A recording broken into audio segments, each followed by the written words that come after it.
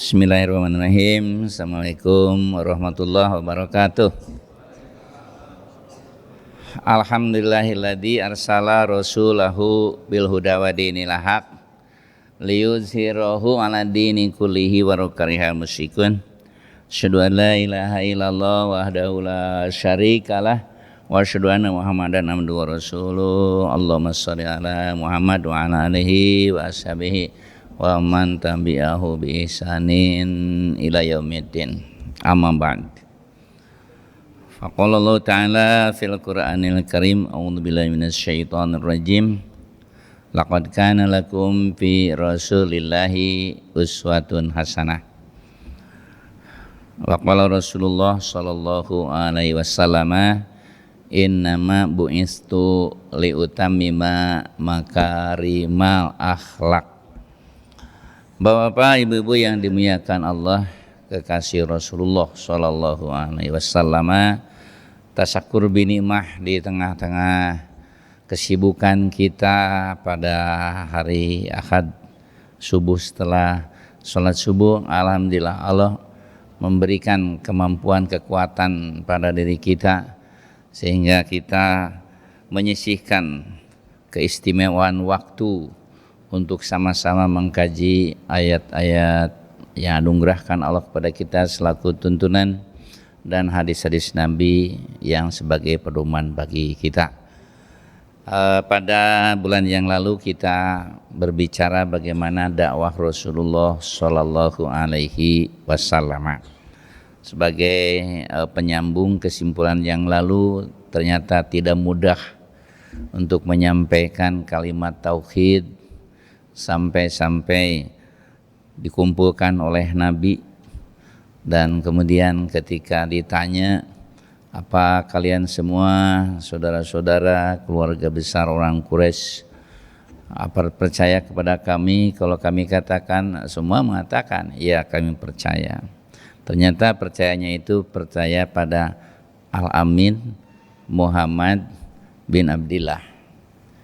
Setelah dites oleh Nabi, nah bagaimana kalau nanti dari batu itu keluar seekor kuda yang datang kepada kita, apa dipercaya? Ya percaya, kau Al-Amin. Nah ini yang kedua yang tidak diyakini itu, aku ini sebetulnya utusan Allah untuk bisa membimbing umat manusia hanya menyembah kepada Allah Ta'ala yang esa. Langsung kan Abu Jahal bilang, alihada jama'atana, Muhammad, apa sekedar untuk ini kau dikumpulkan kami? Begitu kan? Nah itu dakwah awal setelah beliau diperintahkan oleh Allah Subhanahu wa Ta'ala. Dalam Al-Quran diceritakan, hendaklah kau sampaikan apa yang diperintahkan, dan di tengah umat manusia pun, di tengah keluarga, di tengah kaum Quraisy. Nah, Nabi langsung menyampaikannya. Ternyata disadari oleh beliau apa yang ketika awal menerima wahyu. Nah, jadi salah seorang keluarga dari Siti Khadijah radhiyallahu anha, itu Warokah bin Naufal, pendeta Nasoro, setelah disampaikan kisah di Gua Hiro itu, maka langsung disambut oleh perkataan beliau dan dikatakan, wahai Muhammad, yang datang kepadamu itu adalah yang pernah datang kepada para nabi dan rasul, yaitu malaikat Jibril, dan tentu saja engkau akan dimusuhi oleh kaum Quraisy. Dan di saat mereka mengusir, maka andai kata aku masih ada, akulah paling depan untuk bisa membela kamu. Nah ternyata ini dirasakan benar juga nih. Tetapi Allah Subhanahu wa Ta'ala menjamin bahwa utusannya akan diberi kemenangan. La aglibana ana wa rusuli, dan aku akan tetap menang, utusan-utusanku akan menang. Nah, Nabi Muhammad SAW dengan siap saat itu fisik mental, dan beliau menguatkan sholat malam, karena sholat malam itu apa yang dibaca berbekas, memberi pengaruh besar kekuatan pada diri beliau. Dan kita juga kalau sholat malam berbekas benar itu akan terasa dalam diri itu kekuatan untuk terus ibadah, dijauhkan dari iblis dan syaitan, karena gemerlapan dunia yang banyak orang tenggelam di samudra kehidupan ini akan terlihat tidak semestinya begitu. Akan tetapi itu merupakan ujian, karena di surat Al-Mulk juga diciptakannya maut dan kehidupan liyabluwakum ahsanu amala, justru untuk terlihatnya seperti apa orang menjadi baik di ujiannya antara hidup dan mati itu. Bapak, ibu-ibu yang dimuliakan Allah Ta'ala, mari kita lanjutkan untuk lanjutan dakwah Nabi. Yang pertama kali Nabi Muhammad SAW berdakwah adalah mengesahkan Allah, menguatkan bahwa la ilaha illallah, tiada lagi ilah, tiada Tuhan kecuali Allah yang esa. Manusia diajak untuk itu, karena bibit buih awal dari kejahiliahan itu, hukum sesuai dengan keinginan mereka, orang-orang kaum Quraisy yang turun-temurun belum ada pedoman. Pedomannya adalah pedoman banyak Tuhan, kurang lebih 360 sesembahan mereka. Ada yang dibuat dari batu, ada dibuat dari kayu sampai berlumut. Nah, artinya Rasul menganalisa dan menyampaikan tidak ada yang memberi manfaat dari yang disembah kalian itu, tidak ada yang memberi celaka, dan sungguhnya diarahkan paling awal untuk ibadah kepada hatunun, kepada Allah Subhanahu wa Ta'ala. Nah, di sini tantangan mulai ada. Nah, pasda bima tu'maru, ya, hendaklah kau ikrarkan saja apa yang diperintahkan, wa'rid anil musyrikin, ya, dan berjauhlah kepada orang-orang yang musyrik, dakwahi semua. Ya, dan di awal itulah Nabi sudah merasa tantangan-tantangan, di mana Abu Lahab dengan terang-terangan kalau Nabi datang ke suatu tempat, dia pun datang. Apa yang dikatakan Muhammad? Oh, harus beribadah kepada Allah, menyembah ini, jangan dipercaya. Muhammad itu kahinun, tukang tenun, tukang tenung. Muhammad itu kadibun, tukang dusta. Muhammad itu sahirun, tukang sihir. Karena dilihat kalau bersama dengan Nabi, para sahabat pernah sampai di terik matahari pun tidak pernah bubar. Nah, jadi mereka mengatakan orang Quraisy itu sihir Nabi itu. Disebut tukang dusta, tukang tenung, tukang sihir yang menyesatkan, memecah belah umat. Nah, sudahlah, Nabi Muhammad itu sampai dalam satu hadis disebutkan, ana asyadu nas ba'san, aku ini manusia yang paling banyak penderitaannya, paling banyak. Ana asyadu nas ba'san, kalau dibanding dengan siapapun para nabi manapun, Nabi mengatakan ana asyadu nas ba'san, aku ini yang paling banyak penderita tapi sukses. Apa? Karena pegang Al-Quran. Jadi kesimpulan, kalau kita ingin sukses dunia akhirat, Nabi sebagai teladan, sebagai uswah hasanah, maka hendaklah kita pegang Al-Quran. Seperti apa?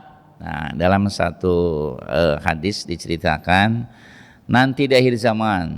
Nah, beliau sudah bicara bukan hanya saat itu, tentang akhir zaman. Di akhir zaman, dinuhum darahimuhum, himmatuhum butunuhum, wa qiblatuhum nisa'uhum. Hati-hati, di akhir zaman itu yang diyakininya bukan agama. Agamanya itu adalah harta, dinar dan dirham. Mereka tenang di akhir zaman kalau sudah banyak dinar dan dirham. Berarti kalau sekarang rupiah, dolar, real dan lain sebagainya. Nah, padahal ketenangan di zaman Nabi, kalau orang tua melihat anaknya soleh, udah tenang nih, jalan benar menuju surga, tempat kembali semua. Kalau di akhir zaman diberitahu oleh Nabi bahwa dinuhum darohimuhum, pegangan agamanya itu yang menjadi ketenangan bukan agama, tapi dinar dan dirham. Mata uang zaman Nabi itu dinar dan dirham. Jadi di akhir zaman itu, jangan-jangan sekarang sudah masuk zaman itu, di mana ketenangan itu adalah rupiah, dolar. Kalau sudah kaya, tenang tentram, rasanya tidak ada dikuntit oleh malaikat Ijroil. Tidak demikian. Nabi sudah meramalkan yang akan datang. Kemudian yang keduanya, himmatuhum butunuhum. Himmatuhum butunuhum. Jadi cita-citanya itu perut saja, isi perut. Isi perut itu gambaran keduniaan, gambaran kekayaan. Karena kalau tidak kaya, kalau tidak banyak uang, tidak dimuliakan orang, tidak dihargai orang. Itu suasana akhir zaman. Yang disebut mulia, yang terhormat, dielu-elu itu kalau banyak hartanya. Kalau tidak banyak hartanya, tidak dilihat dengan sebelah mata. Nah, itu diprediksi 15 abad yang lalu. Ya, Nabi kan wahyu Allah. Hadis itu wahyu Allah yang tidak tertulis di dalam Al-Quran. Artinya kebenaran. Kebenaran. Nah, jadi yang pertama agamanya adalah harta. Yang kedua cita-citanya adalah butunuhum, perut, artinya kekayaan, tumpuk di mana. Coba, mana ada orang yang tidak ingin menumpuk harta? Semua orang, hanya ada yang bisa tercapai, ada yang tidak. Apa sebabnya? Ada ayat Allah, likulli syai'in qadron. Itu perlu diingat, likulli syai'in qadron. Tiap sesuatu itu ada ukuran. Ukuran yang diberikan kepada kita beda-beda. Nah, itu tidak boleh mau sama. Ya, memang beda-beda, likulli syai'in qadron. Nah, ini di sini ada ukuran-ukuran. Pantasnya ini begini, sebab orang ini ingin diselamatkan sampai ke surga. Kalau diberi banyak, mungkin dia tidak akan ingat kepada Allah. Ada juga orang yang semangatnya itu kalau kaya, nah maka diberilah biar dia jalan bagus. Allah lebih tahu bagaimana mengatur rezeki. Nah, selanjutnya yang ketiga, kiblatuhum nisauhum. Kalau sudah kaya, kiblatnya wanita. Nah, itu 3 serangkai ini prediksi, ya, perkiraan Nabi, ya, ramalan Nabi, ramalan benar, ya, tidak kosong, ya. 3 ini serangkai. Yang pertama, agamanya adalah dinar dan dirham. Ketenangan hidupnya itu adalah tentang kekayaan, harta kekayaan. Yang kedua, cita-citanya mau jadi kaya, begitu, karena ingin tenang. Nah, kemudian yang ketiga, kalau sudah kaya, kiblatnya wanita. Nah, apa sebab sampai Nabi mengatakan, para sahabat, jaga bahaya perut. Kok bahaya perut gimana? Nah, bahaya perut gampang. Bukankah perut dalam diri kita? Bukankah ditutup dengan baju kita? Maksudku, bahaya perut itu, kalau perut kosong bahayanya kurang iman, bisa maling. Nah, perut penuh kalau tidak dengan iman, kiblatnya wanita. Dan di akhir zaman kiblatnya itu adalah wanita. Nah, jadi kalau boleh kita ini kaji, ngobrol-ngobrol di mana-mana. Kenapa di situ disebutkan kalau sudah kaya langsung kiblatnya wanita? Ya, karena kalau kepada yang tidak kaya mungkin kurang bisa menenangkan kaum Hawa. Ya. Jadi dengan demikian Nabi Muhammad sudah memprediksi untuk masa depan. Setelah dibabatnya tentang perbuatan syirik, lalu seluruh arah dakwah Nabi diarahkan supaya semua tahu ada hari akhir, hidup ini ada penutupnya. Jadi awal memperkenalkan Allah Subhanahu wa taala, bahwa kita harus harus beribadah padanya. Wa ma khalaqtul jinna wal insa illa liya'budun. Tidak kuciptakan jin manusia kecuali untuk ibadah. Nah, setelah itu maka Nabi Muhammad SAW memberantas segala perbuatan syirik. Dan yang kedua, Rasulullah memberitahukan kalau iman kepada Allah ada hari akhir, hidup ada akhirnya. Dengan inilah Nabi sukses. Salah satu dakwah sukses Nabi adalah silaturahmi. Datang ke sini, datang ke sini, datang ke sini, datang ke sini, sampai ada ayat dalam surat An-Nahl, surat apa itu? Diceritakan ada 3 hal dakwah Nabi ketika sedang bersilaturahmi kepada keluarganya, kepada saudaranya, kepada karib kerabatnya, yang jauh, yang dekat. Tidak pernah Nabi berhenti, tidak pernah terdiam. Maka setiap saat waktu dimanfaatkan. Yang pertama, beliau mengatakan bahwa sesungguhnya dalam kehidupan ini kita harus banyak bijak. Dengan kebijakan dakwah Nabi sukses. Yang kedua, dakwah Nabi itu dengan nasihat. Dengan nasihat, bukan marah, sesuai dengan kebutuhan manusia, dijelaskan, dipandu, maka orang ikut pembinaan-pembinaan yang Nabi sampaikan. Yang ketiga, kalau terpaksa harus berdebat, maka berdebatnya bilati hiya ahsan. Ya, jadi ud'u ila sabili rabbika bil hikmati. Muhammad ajaklah semua manusia dengan cara bijak.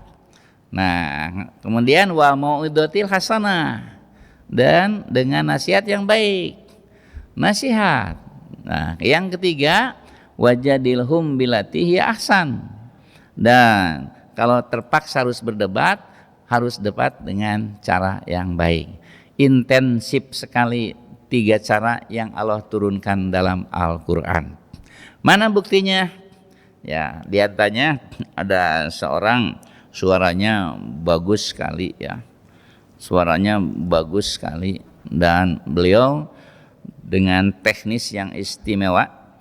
Pada waktu itu dipanggillah seorang sahabat. Kamu kedengarannya suaranya bagus. Suara bagus itu di dalam kitab Jabur, Nabi Daud kalau baca kitab Jabur, sampai burung berkicau berhenti karena ingin mendengarkan itu. Kau memiliki suara itu, ya. Seorang yang bernama Adi bin Abi Hatim. Nah, kemudian setelah itu beradan menyuruh orang mengajak. Kok dia tahu? Ya karena di lingkungan Muslim tapi belum Islam. Nah, akhirnya setelah berdatangan diajak dengan kumandangnya dan sahabat Nabi itu. Nah, kemudian dia nangis. Nah, ketika ditanya Nabi, apa yang menyebabkan kamu menangis ini? Wahai Muhammad, belum menyebut Rasulullah. Wahai Muhammad, aku yang memanggil, mereka datang, mereka sholat, aku tidak bisa. Nah, disitulah kesempatan Nabi mengajak. Kalau begitu, masuklah agama Islam bersama kami, dan kau lakukan sholat bersama dengan mereka. Seberapa kamu bisa dulu. Nah, saat itu ikut masuk Islam, mengatakan asyhadu an la ilaha illallah wa asyhadu anna muhammadan abduhu wa rasul. Bijak. Nabi tidak memaksa, dia menginginkan. Terasa dia menyadari yang memanggilnya, masa dia yang memanggil tidak sholat. Nah, di situ bagus sekali, momentum sangat istimewa. Yang keduanya dengan nasihat. Ada orang datang. Nah, kemudian akhirnya dia bilang, aku ingin masuk Islam. Karena banyak orang yang terus berdatangan. Nah, Nabi tahu ini orang ini dikenal tukang pendusta. Maka Nabi pagari Islamnya itu gampang. Kalau kamu mau masuk Islam jangan dusta aja. Apalagi yang ada itu jangan dusta. Apalagi Rasul, jangan dusta. Oh hanya itu? Iyalah. Enteng kata sahabat. Masya Allah ujiannya mau merampok karena kebiasaan di jahiliyah itu ya semau gue deh apa.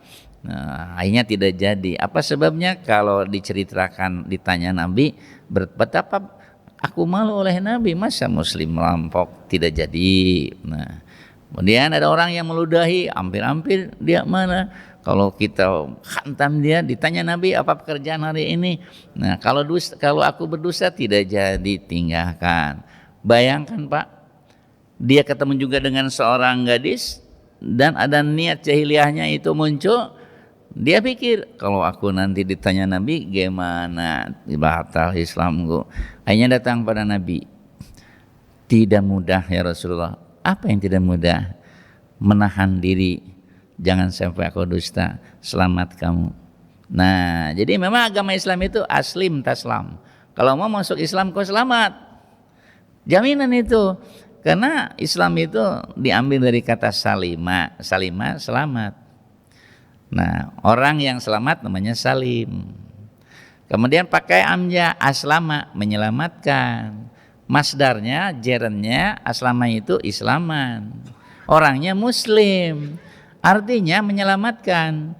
Orang yang menyelamatkan agama seseorang itu yaitu agama Islam. Islam, aslama, aslama yuslimu islaman. Orangnya muslim. Nah, berarti kalau seorang menganut agama Islam, sesungguhnya Allah sudah dengan agama Islam ini sudah menyelamatkan diri seseorang. Nah, kemudian kalau sudah jadi muslim, nah ada lagi aturannya. Al muslimu man salimal muslimuna min lisanihi wa yadihi. Muslim itu orang selamat dari gangguan lidahnya, dari gangguan tangannya. Jadi seorang muslim aman nyaman, tidak ada satu ancaman satu dan lain. Nah, jadi tenang, tentram, barokah, rahmat, selamat. Inilah kalau sudah menjadi seorang muslim sejati. Karena apapun juga ingat, setelah iman kepada Allah didorong oleh Nabi, ada akhir dari kehidupan ini sampai kalian semua akan menuju akhirat. Di akhirat hanya ada dua tempat. Kalau tidak surga, neraka. Ada pun yang diceritakan ada benteng Arab itu sementara dan nanti nasibnya oleh Allah Subhanahu wa taala. Benteng Arab bagi orang yang baik buruknya seimbang. Nasib selanjutnya Allah taala. Yang jelas dalam Al-Qur'an Nabi Muhammad SAW diberitahukan bahwa tempat di situ surga dan neraka. Lalu untuk bisa mendorong para sahabat sehingga cantik dalam dakwahnya, sekali-kali Nabi didebat. Datang seorang laki-laki, yang lain sudah pada masuk Islam, izinkan aku juga untuk mengikuti agamamu. Ya baik, nanti selamat kamu. Tapi ada satu hobi saya, yaitu tentang wanita. Nah, Nabi tidak menghardik, tidak menyuruh, tidak memukul orang itu, karena memang ilmunya baru sampai di situ. Nah, di sini Pak, dakwah Nabi itu sekali lagi, dakwah Nabi itu kalau kepada orang diukur orang itu. Kalau ada orang yang kelihatan pemikirannya segitu, bukan dimarahi, bukan didamprat, bukan dibenci, tapi dituntun supaya tambah ilmunya. Sebab kalau seseorang misalnya punya satu baju, disuruh ditanggakan pasti marah. Hanya itu-itunya. Pemikiran manusia juga dipandang oleh Nabi, ini orang baru sampai situ, kesenangannya baru sampai berhubungan dengan wanita, ditikah atau tidak. Nah, sayang sekali Nabi mendebat. Kamu punya ibu? Punya. Saudara perempuan? Punya. Bagaimana kalau ada orang lain mengganggu? Wah, saya tidak enak. Saya kadang orang-orang itu. Nah, coba bayangkan. Kalau kamu begitu, orang lain juga sama begitu.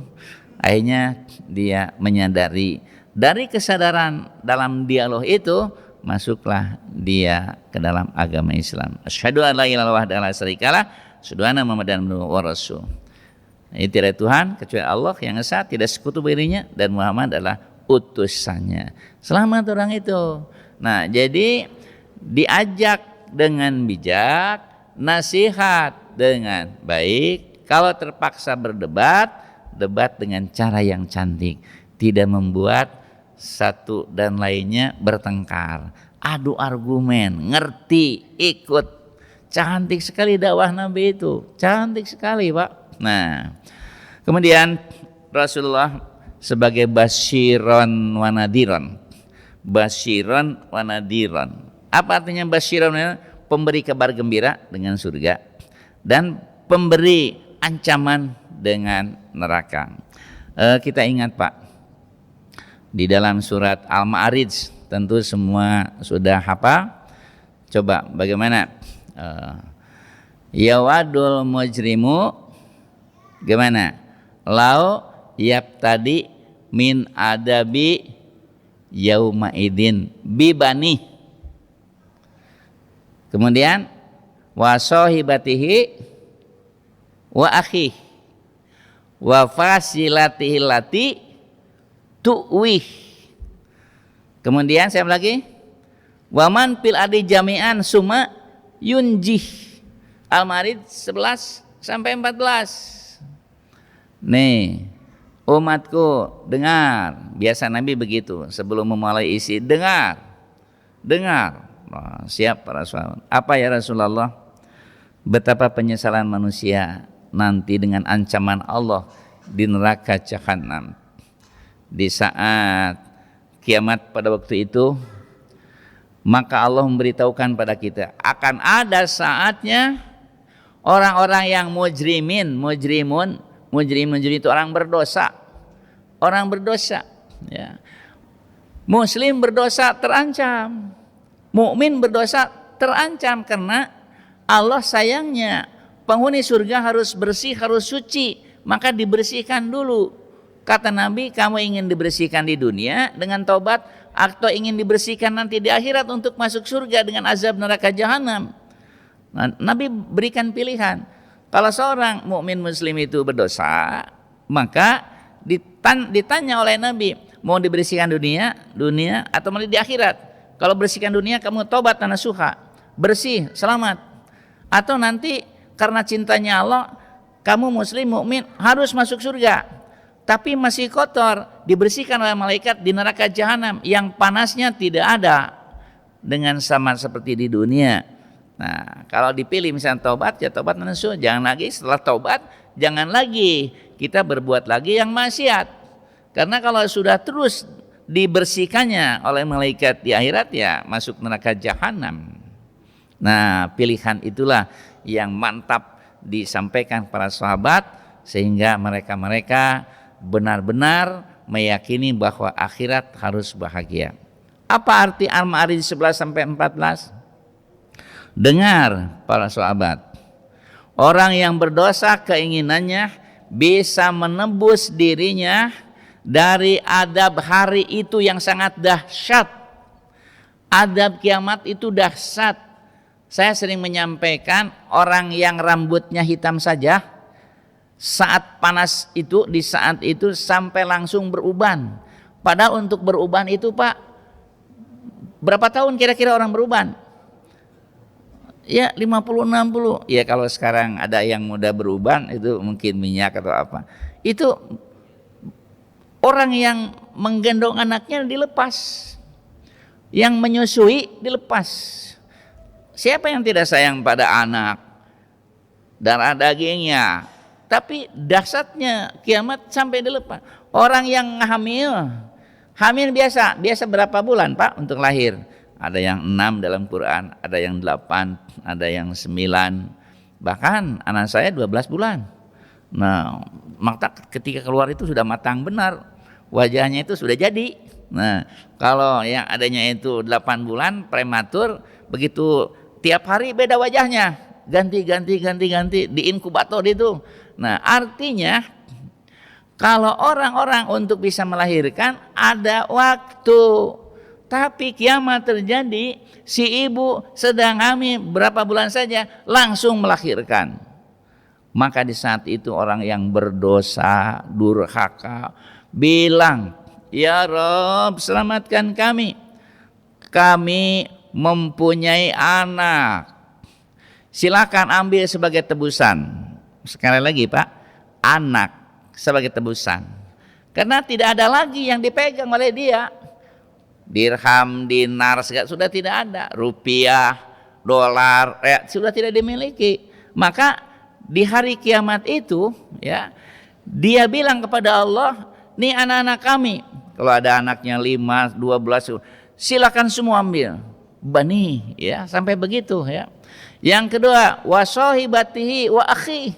Kami punya istri. Kalau istrinya 1, silakan ambil.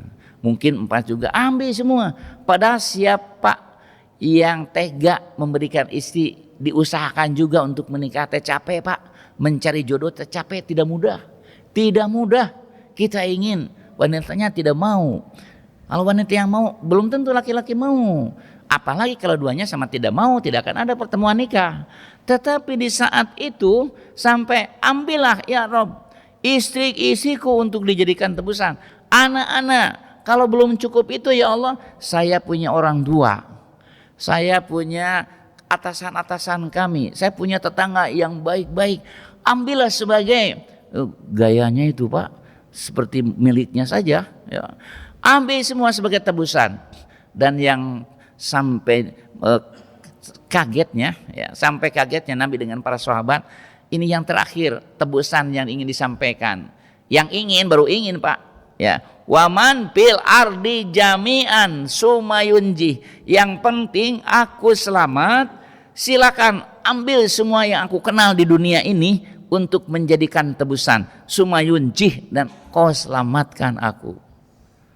Masya Allah, yang dicintai, yang berjasa, yang disayangi, rela untuk jadikan tebusan.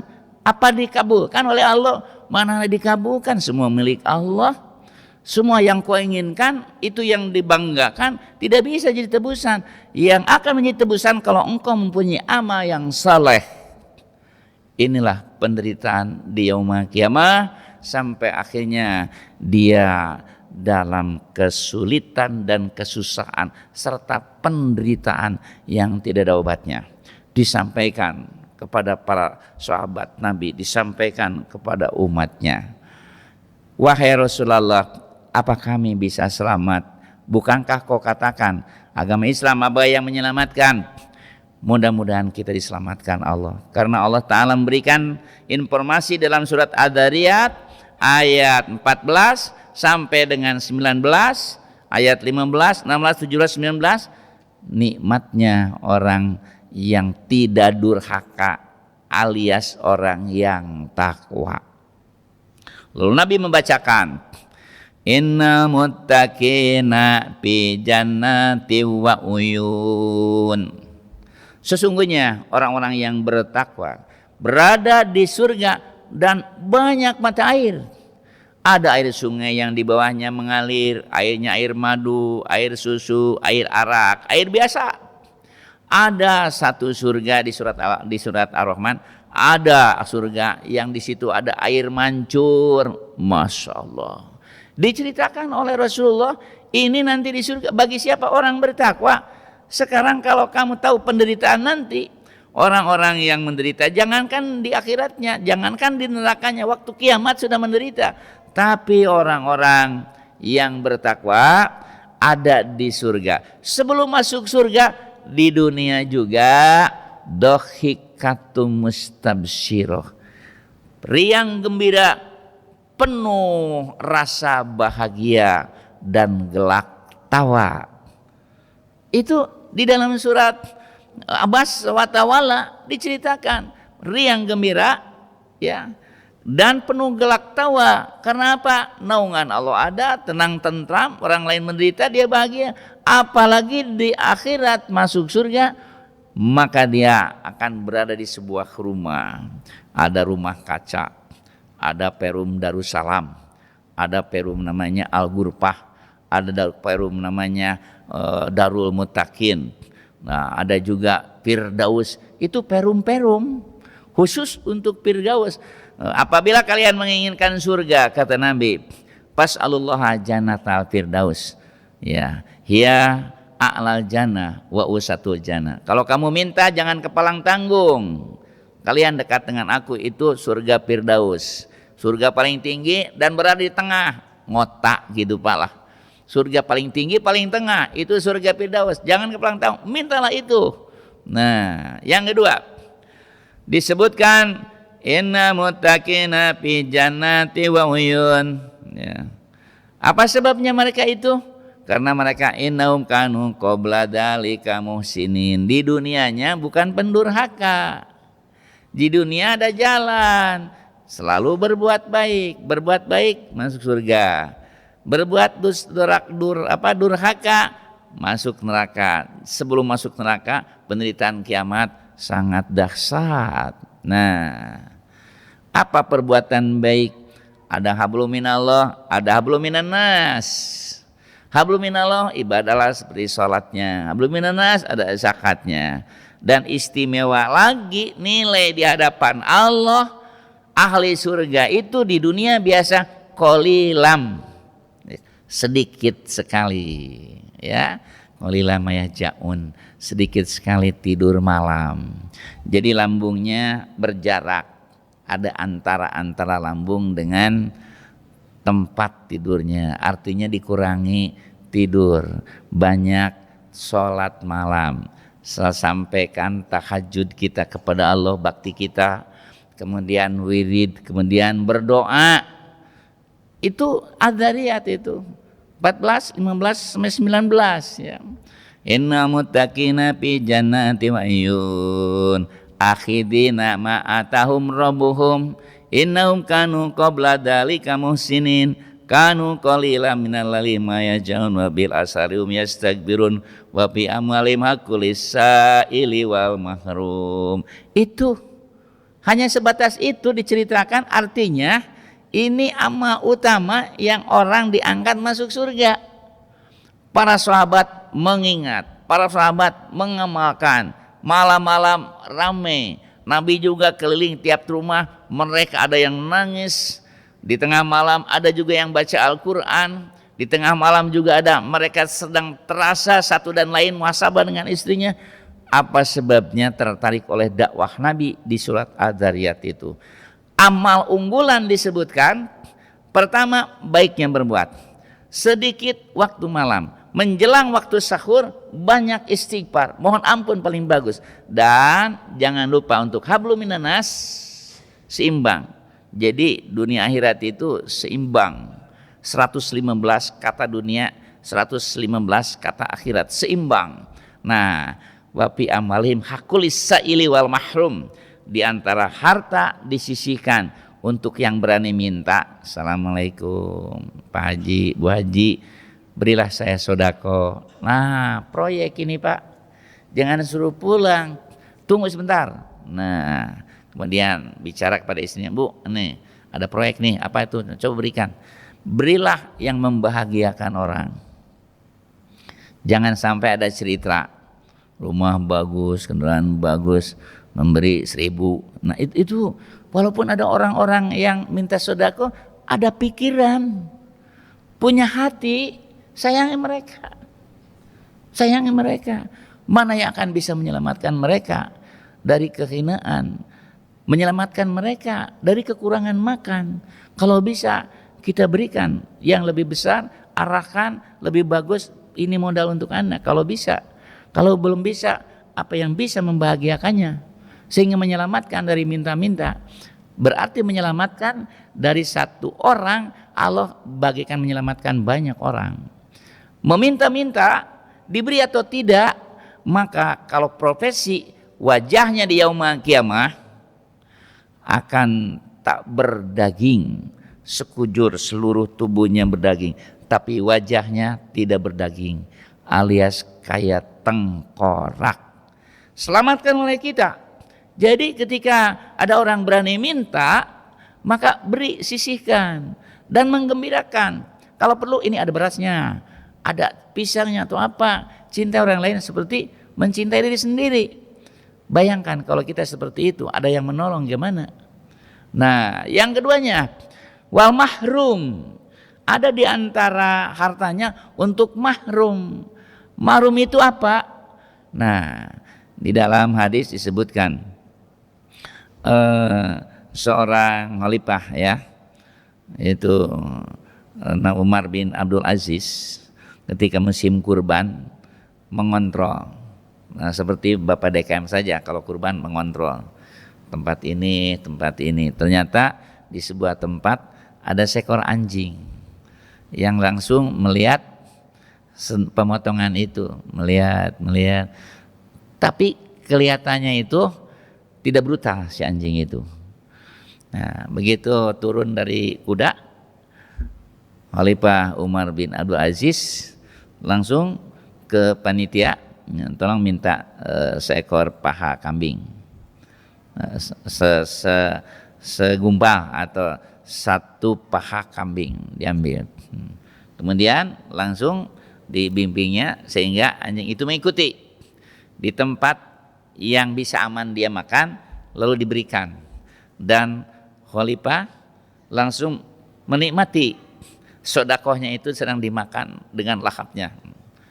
Lalu ke tempat yang tadi dan berkata, nah para sahabat di situnya ya, kenapa seperti itu? Bukankah untuk manusia? Tahu tidak? Di dalam Al-Quran diceritakan, wa fi amwali makulis sa'ili wal mahrum.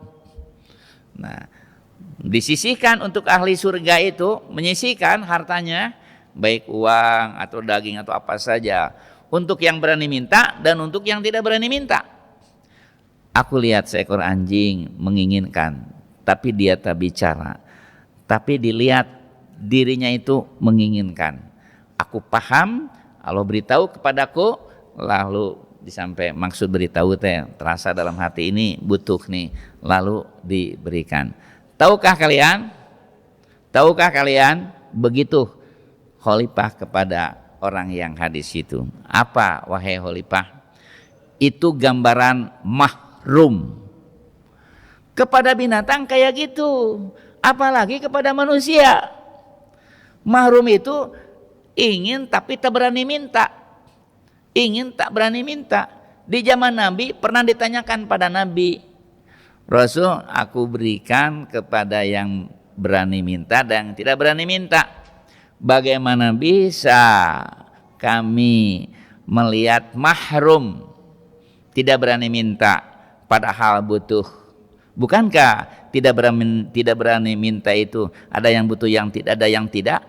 Orang yang tidak minta mungkin tidak butuh, tapi ini bagaimana membedakan yang butuh dan tidak butuh? Nabi lihat kedip matanya. Lihat oleh kita, kenali kita berapa puluh tahun hidup di dunia, tasakur kepada Allah. Masa sampai tidak bisa mengenal orang yang butuh dan tidak? Nabi sama begitu tuh. Jadi sekali lagi Pak, ini menarik sekali dakwah Nabi itu sampai jauh di lubuk hati ditanamkan oleh Nabi. Kenali saudaramu, kenali keluargamu, kenali tetanggamu sampai kamu tahu apa kebutuhannya. Penuhi sebisa mungkin agar dia berbahagia, tekun khusyuk dalam ibadah. Jadi amal istimewa yang mengantarkan masuk surga itu adalah muttaqin. Seperti apa? Muttaqin itu berbuat baik, hablum minallah, hablum minannas. Dirinci di adariyat itu, pertama sedikit tidur, artinya hablum minallah, betah. Hidup itu bahagia Pak, mumpung. Ya kalau sudah meninggal kan selesai, the end. Mumpung betah tahajud itu jam 2, yang enak itu jam 2 bangun. Kita mandi, kita berzikir, kita berdoa terus tahajud. Menjelang jam 3 sudah siap kita banyak doa-doa. Nah, jam 3 menjelang jam 4 istighfar. Setelah istighfar pikirkan mana hari ini aku bisa bersedekah.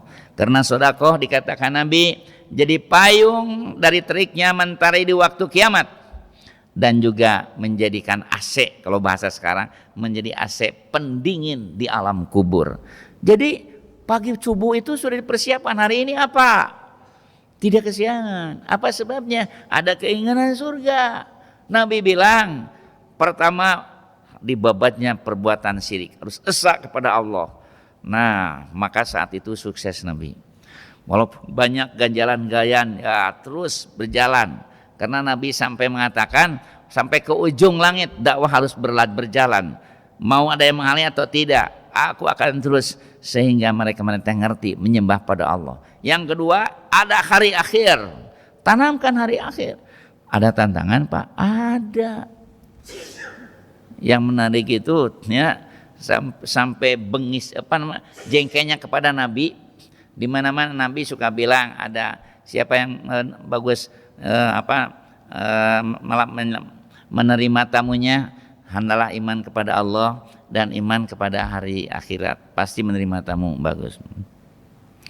Maka Nabi Muhammad SAW dengan perangkat amal unggulan. Satu, sedikit waktu malam tidur. Kedua, beristighfar menjelang sahur. Ketiga, memberikan sebagian dari hartanya pada yang berani minta dan yang tidak. Berapa menit lagi ya Pak ya? Ibu sekalian, asiknya Nabi Muhammad SAW itu berbekas dalam hati. Apa sebab Pak? Nabi bilang itu dengan hati, masuk ke telinga, tidak keluar, masuk di hati. Tetapi kalau kita Nabi menyampaikannya dengan mulut, ya, masuk telinga kanan, keluar telinga kiri. Nabi tidak, apa yang disampaikan Nabi berbekas, terbawa pulang, terkadang nangis, terkadang saat itu dia bertobat, terkadang saat itu dia ingin mengeluarkan harta yang sebanyak-banyaknya untuk menebus dirinya sebelum nanti di hari kiamat seperti itu. Masya Allah Pak. Akhirnya Rasulullah memberitahukan di dalam sebuah dakwahnya, hei kalian yang muda dengar, hei kalian yang kaya dengar, hei kalian orang yang hidup dengar. Doa semua lapisan Nabi beritahukan, iktanim khomsan qabla khomsin, gunakan 5 kesempatan sebelum datang 5 kesempatan. 1, sababaka qabla haromika, kalian yang muda sebelum tua. Karena kalau sudah tua Pak, ingin tahajud terus, tapi lututnya kurang mendukung, ada ya. Kemudian gemetaran, kemudian ngantuk terus, bermacam-macam, ada diderita orang yang tua. Mudah-mudahan kita sehat, tidak begitu. Yang kedua, sihataka qabla sakomika, mumpung sehat. Nah, mumpung sehat sebelum sakit. Kalau sudah sakit Pak, hanya mengelus dada. Saya pernah memberikan contoh, ada orang yang ngaji setiap Jumat ya. Dia menyesal, kenapa? Karena sulit bicara. Penyesalannya itu ketika aku sedang muda, kenapa kau tidak mau membaca Al-Quran? Membaca bismillah saja, waduh keringat keluar. Entah penyakit apa yang diderita, yang jelas satu ayat dibaca juga capek. Saya bisa mengambil pelajaran, berarti mumpung sehat. Kalau sehat ke masjid tiap hari, tiap saat. Kalau sedang sehat, makan enak, tidur nyenyak. Kalau sedang sehat, banyak kita bersilaturahmi. Nah, kemudian yang ketiga, ginaka qabla pakrika. Ginaka, mumpung kaya, Bapak Ibu mumpung kaya, sebelum datang pailit miskin. Kalau sudah tiada, sampai kata Nabi berkata, niatnya orang yang sudah bangkrut lebih baik daripada niatnya di saat kaya. Karena terasa. Oleh karena itu mumpung kaya, di mana-mana ya, uang tidak kurang, makan tidak kurang ya. Nah, keluarkanlah. Karena Nabi pernah bersabda, ma minkum min ahadin, sesungguhnya tiada satupun di antara kalian ila mal warisi awala ila mim malihi, sesungguhnya tiada seorang pun kalian itu hakikatnya mengurus, mencintai harta orang lain daripada ngurus hartanya sendiri. Protes para sahabat, Rasul mana ada yang cinta ngurus harta orang, kami semua ngurus harta sendiri. Kadzabtum, dusta kamu itu. Jadi kalau kita, maksud Nabi, kalau kita punya 100 ribu diberikan 10 ribu, kita punya anggapan punya 90. Nah itu akan ngurus harta orang. Punya 10 hektar, wakaf 1 hektar, kita tinggal berapa yang diurus? 9 hektar. Itu akuan, anggapan orang yang mewakafkan.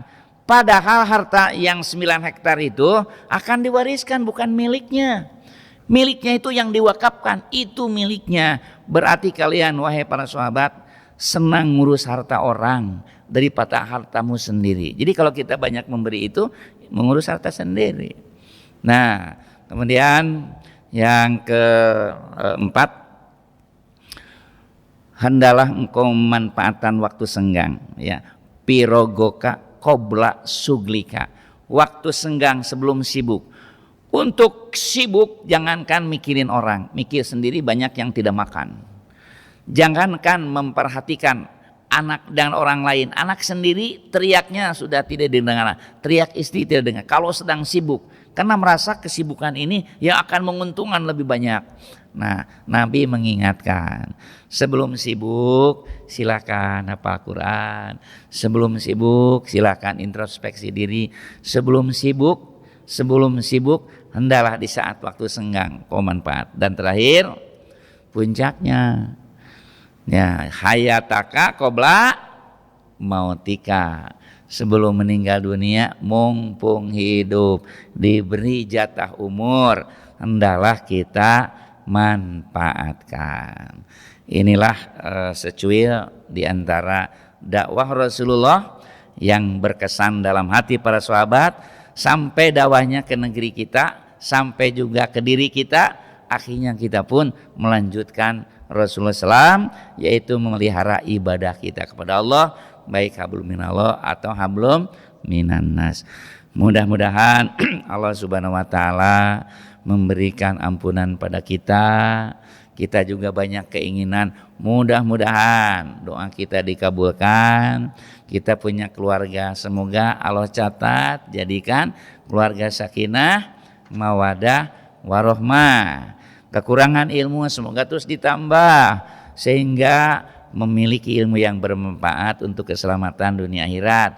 Kurang rizki, kita berdoa pada Allah semoga dilimpahkan rizki yang luas baik halal untuk bekal ibadah. Kalau ada yang sehat, semoga berdoa pada Allah itu semoga sehat lahir batin, akal pikiran.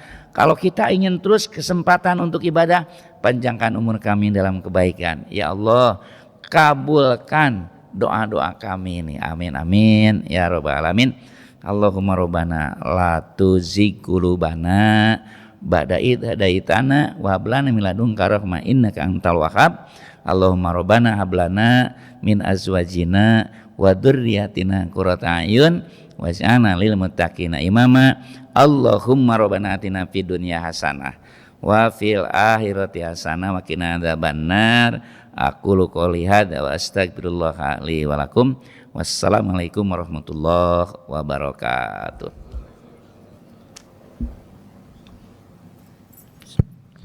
Waalaikumsalam warahmatullahi wabarakatuh. Jazakumullah, demikianlah kajian kita pada pagi ini. Begitu panjang lebar, mudah-mudahan bermanfaat buat kita semua dalam rangka kita beribadah kepada Allah Subhanahu wa taala. Jazakumullah, mungkin ada yang belum tanyakan dari kemarin tadi? Ibu, Bapak.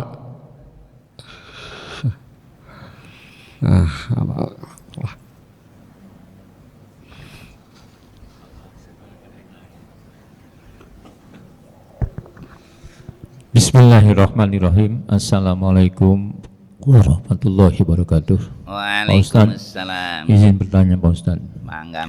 Tadi dikatakan apabila ada orang datang yang meminta, jangan diusir. Seperti itu. Cuma kadang-kadang kita itu ada berpikiran ini terlalu sering. Seperti itu Pak Ustadz. Ketika kita kasih, dia nggak lama datang lagi. Kita datang lagi. Seakan-akan yang seperti Pak Haji Wahyu bilang itu seperti memang menjadi langganan untuk datang ke rumah. Nah ini kalau ada orang-orang seperti ini, memang kita nggak usir, tapi kita nggak berikan. Nah itu bagaimana? Terima kasih. Assalamualaikum warahmatullahi wabarakatuh. Waalaikumsalam warahmatullahi wabarakatuh. Kalau konsep Nabi, maaf ini, kalau terus datang lagi, kata Nabi, anggap saja yang datang beda-beda walaupun diwakili oleh seorang. Sekali lagi, hebatnya Nabi ya. Nah, anggaplah yang datang itu bergantian, hanya Allah suruh seseorang. Kemudian yang kedua, kata Nabi, kalau dalam diri kita masih ada sebagian dari harta kita yang harus diberikan untuk kemuliaan seseorang, teruskan. Karena kalaulah kita lunas untuk kemuliaan kita, pasti Allah akan hentikan orang itu. Contoh, walaupun kita jengkel. Kalau melihat hadis Nabi itu, Masya Allah, kita juga tergugah. Nih contoh Pak, ada seorang pinjam kepada temannya, kamu kenapa kepada saya mah tuh walaupun diberi sedikit, saya tidak pernah meminjamkan, memberi aja gitu ya. Nah karena kita juga ada keperluan, baik. Nah kenapa tidak ke Nabi, pasti diberi. Aduh malu segala sesuatu, Nabi lagi suka diberi tidak, Nabi terus memberi. Nah ditanyakan kepada Nabi oleh orang yang dipinjamin, bukan yang minjamnya, tidak berani. Rasul si A datang ini, iya. Jadi menurut catatan Allah, ada pada diri kami harta untuk orang lain yang belum tuntas, makanya Allah suruh orang datang padaku. Setelah itu, setelah habis, walaupun datangnya orang itu di dalam harta kita sudah habis untuk orang di saat itu, maka selesai, dia tidak datang lagi. Mungkin diilustrasikannya dia malu, padahal Allah sudah tidak menginginkan lagi dia. Nabi tuntas. Nah saya menyadari kalau ada orang yang sami kabi kayak kesini lagi sini, oh berarti bumi kepada istri saya, kita dilihat oleh Allah masih banyak yang belum keluar, keluarkanlah. Walaupun orang itu menjengkelkan, jangan jengkel, tapi sampai habis berapa saja kita berikan. Insya Allah setelah lama dia akan berhenti atau menutup perkataannya, mohon maaf kami ada kekurangan, oh baik. Nah seperti itulah. Jadi kesimpulannya, betul menjengkelkan Pak Haji, tapi lahan surga itu ya. Ada lagi teman saya di Jakarta, ngobrol tentang yang datang lagi, datangnya itu pakai surat, tapi tidak ada alamat dan kayaknya sablon. Nah ini untuk pembangunan masjid. Dia bilang, iya ke saya ada juga ini. Nah, lalu gimana anta begitu? Jawabnya, saya takut yang datang itu malaikat. Saya memberi aja sesuai kemampuan saya. Ada yang gitu. Tapi kembali kepada perkataan Rasulullah, hakikatnya cinta Allah dan orang itu percaya pada kita, maka kita berikan sesuai kemampuannya. Dengan cara kalau datang kepada Nabi diberikan nasihat. Nah kemudian datang juga kepada saya bilang, nih saya gede beri kepada kamu, gimana kalau itu pakai modal ya. Nah kalau nanti setelah kurang lebih 1 bulan, nah saya pura-pura gini akan datang coba. Kalau terus maju bagus. Nah seperti itu. Ya nurut juga, alhamdulillah. Akhirnya dagang minyak bensin yang di depan itu. Nah jadi sekali lagi pengendalian bagi kita berdoa kepada Allah supaya banyak rezekinya untuk diberikan. Dan yang kedua, jangan lupa pula menjengkelkan, tetapi ini ada surga nih. Nah, jadi kita di dalam hati itu bisikan malaikat dan bisikan setan berkecamuk itu. Nah, menangkan. Bagaimana caranya? Kumpul gampang, kalau uang mengumpul saya gitu. Nah, datang. Nah, kemudian dia Allah, ini bapak ini begini ya bagus, motornya bagus, itu pinjam nggak apa-apa, saya mau apa, akhirnya bagus. Akhirnya kita ngobrol bahwa dengan ngobrol segala sesuatunya diberi pengertian, insya Allah tidak lagi. Tapi sekali lagi, jengkel mah jengkel, tapi dibandingkan dengan ada surga, mending dapat surga gitu. Itulah sekilas tentang baik amanat Nabi atau pengalaman kami. Semoga bermanfaat bukan hanya untuk kita semua, siapapun yang sampai dakwah kita ini dapat berguna. Yang lain barangkali. Mungkin ada lagi, Bapak, Ibu. Ya. Mangga.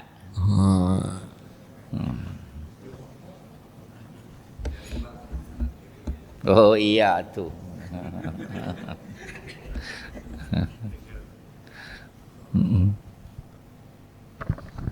Terima kasih Pak. Pak Ustadz izin bertanya terkait surat Al-Baqarah ayat 25 bahwa orang yang beriman dan beramal soleh kelak akan dimasukkan ke dalam surga. Kemudian yang pertanyaan saya adalah, jangan mengaku beriman sebelum diuji. Itu hadisnya dhaif apa sahih, Pak? Terima kasih, Pak.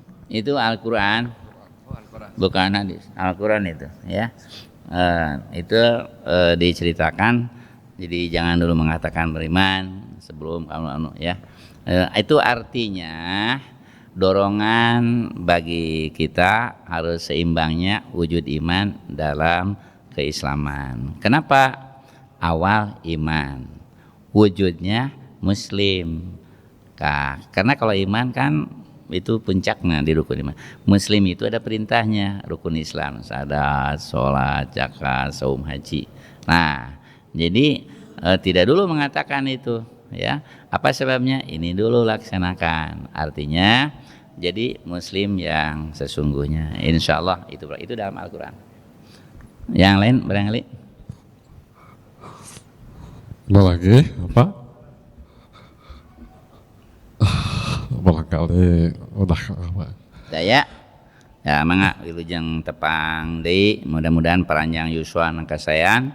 Yang jelas semoga setiap kajian, setiap ahad dari banyak narasumber akan menjadikan bekal. Semangat terus dengan Al-Quran, Nabi sukses dengan Al-Quran, sehingga mencintai orang lain seperti mencintai diri sendiri, memuliakan orang tua, mencontoh pada Nabi, dan ibadah tanpa syirik kepada Allah.